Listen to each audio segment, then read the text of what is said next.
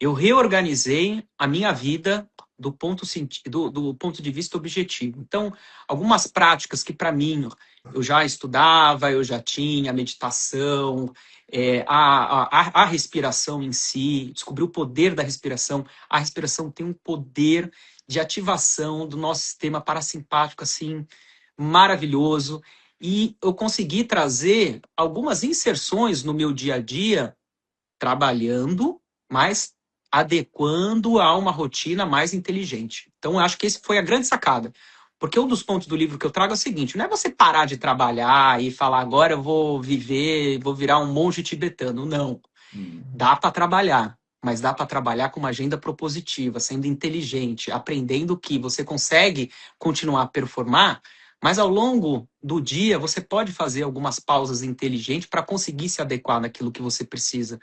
Então, eu trouxe isso para a minha vida. Então, eu apliquei hoje uma metodologia que me trouxe de volta para a minha realidade, para o meu carro de 200 por hora, o meu estado mental, onde eu conseguia desempenhar novamente os 3 fusos que eu precisava, a liberdade que eu tinha de participar de mais projetos. Então, essa virada de chave foi o momento onde eu precisei colocar os materiais científicos ali e falar, olha, agora dá para traçar um plano. Com tudo isso que eu tenho, com todo esse conhecimento, esse estudo, eu consigo dar um próximo passo. De que forma? De modo inteligente, de modo propositivo. Então, como que eu encaixo aqui essas reuniões junto com uma atividade que vai me beneficiar ao longo do dia? Às vezes é uma parada estratégica, às vezes é uma parada de silêncio, uma meditação, alguma coisa que eu consiga trazer, respiração, por exemplo, e adequação na agenda. Ou seja, dá para trabalhar isso tudo de modo muito bem organizado, quando se há um propósito para entender que sem isso não tem como. Acaba se tornando muito complexo. Porque um dos pontos que eu trago é exatamente isso. A nossa sociedade hoje, esse sistema alerta que nós estamos sempre alertas, nós estamos sempre num estado de fuga. E esse estado de fuga faz com que a nossa cabeça, a nossa ruminação, os problemas, eles sempre são pautados de modo muito emocional. Então a gente tem muita pouca flexibilidade, muitas vezes, do entendimento mais racional, mais claro, com relação àquilo tudo que a gente está sentindo, aquele manejamento do estresse, é manejar o estresse com mais inteligência. Acho que esse é o propósito. E como é que faz isso? Olha, do meu ponto de vista, é entender que existem maneiras claras, nossa, onde eu, por exemplo, de manhã cedo, hoje eu acordo, eu gosto de, ao invés de começar o dia scrollando material, scrollando rede social, entendendo ali de qual que é o próximo tweet, qual que é o que a fulana está fazendo, o que o Beltrano está trabalhando. Eu gosto de acordar cedo e começar numa meditação, mas é uma meditação de respiração. Não é ir para fora, nem ir para dentro. É conseguir silenciar. É como se eu trouxesse o sistema parasimpático naquele momento para começar o dia. Então, quando eu vou começar o dia, eu já sei que, por mais que venha o caos, opa, eu já tenho um estado alerta falando para mim, peraí, não vamos entrar nesse caos. Se eu entrar na frequência desse caos, daqui a pouco eu viro o próprio caos. Então, vamos manejar isso. E ao longo do dia, você ir percebendo aonde que para você as coisas vão ficando mais complexas. Se você sai de 3, 4, 5 reuniões, conversas, onde a coisa estoura do ponto de vista de complexidade, às vezes é uma discussão, cabe a você se manter centrado. Isso é um dos pontos, né? A gente desacredita muitas vezes na nossa capacidade de se colocar no próprio equilíbrio. Então, isso é um dos pontos que eu aprendi. Então, muitas vezes, eu já sei que eu estou num ambiente onde a coisa não tá legal, onde o caos tá imperando ali, mas cabe a mim me manter numa rotina, numa disciplina de falar, opa, essa pessoa, Não essa deixar te situação afetar tanto, né? não vai me afetar. Não vai me afetar. Por quê? Porque uma vez que eu estou Porque o afetado problema é por do essa... outro, não é seu. Exato. E Mas isso é a gente... difícil perceber isso, hein? Não é? Não Não é é? que existe uma frase da minha terapeuta que diz assim, existem 2 tipos de problema. Os que são meus e os que não são. Não é? Então, os que não são meu, não cabe a mim ter o controle.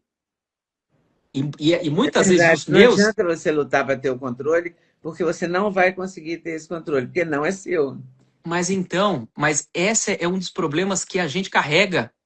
A gente quer ter o controle. E quando não sai É, do modo que a gente quer, a gente simplesmente a gente foca a nossa energia e coloca toda a nossa emoção ali, porque a gente acha que deveria ser do jeito que a gente quis. A gente se coloca como o dono da verdade ali. E o entendimento, Leda, da maturidade é entender que muitas vezes a gente não vai ter o controle. E tá tudo certo. Sabe assim, ter razão, ser feliz? Tem é. ocasião que você vai falar, olha, infelizmente, eu não tenho controle a respeito disso, mas quer saber? Eu também não vou me estressar por conta disso. Então, assim, Tem um livro interessante chamado Deixa Pra Lá. é isso. Você já Tem leu? uma. Você viu? Sim, sim. É muito interessante. Deixa pra lá. Porque não é seu. Sim, sim. E tem Mas é uma palestra. difícil, é uma conquista, isso é uma conquista. Você tem Sim, que sim, conquistar isso na sua vida, sim, sim. Tem né? uma Para você palestra sobreviver ao que eu. caos. Não, sim.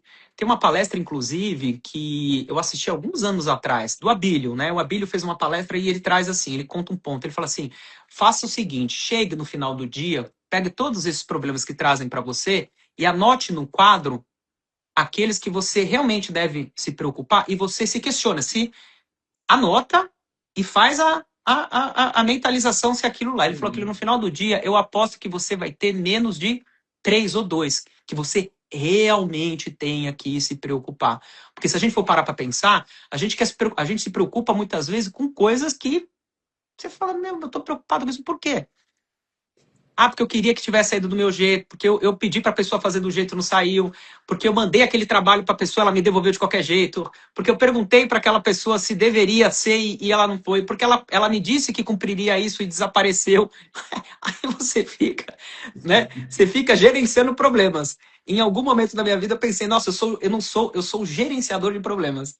Eu gerencio o problema de todo mundo. Eu só não estou gerenciando os meus. Porque no final das contas, acaba se tornando isso. A gente acaba se tornando um gerenciador do problema dos outros e a gente fala, não, peraí, tem coisa que a gente tem que se preocupar, com certeza. A gente É. sabe que nos afeta, que faz parte, mas assim, dentro dessa escala, Mas o não são quanto... todos, são só Não, alguns.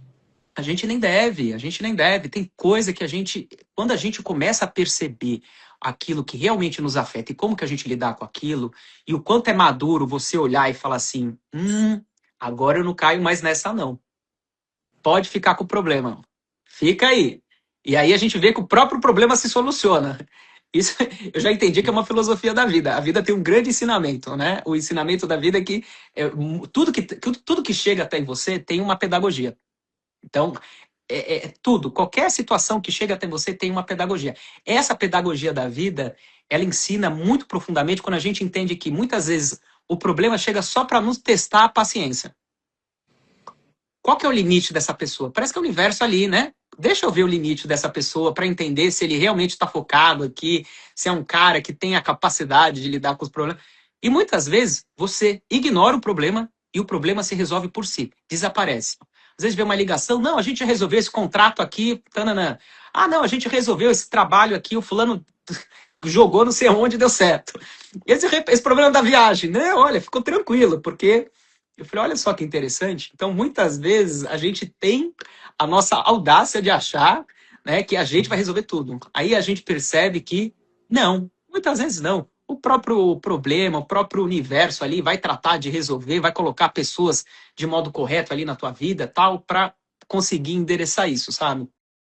Oi pessoal, tudo bem? Passei aqui para lembrar o Sexteto da Leda, ou seja, os suplementos que eu uso todo dia e que recomendo que você use. Você entra no site da Doctors First, usa o cupom LEDA5 para adquirir a coenzima Q10, seu coração agradece, a vitamina K2, o magnésio fundamental na vida da gente, ômega 3, melatonina, porque uma boa noite de sono é tudo, e cúrcuma, porque seus joelhos, as suas articulações agradecem. Agora, se você quiser, você pode acrescentar a vitamina D3, perfeita para a imunidade, ok? Site da Doctors First, estou esperando vocês. Sexteto da Leda, cupom LEDA5. Até lá!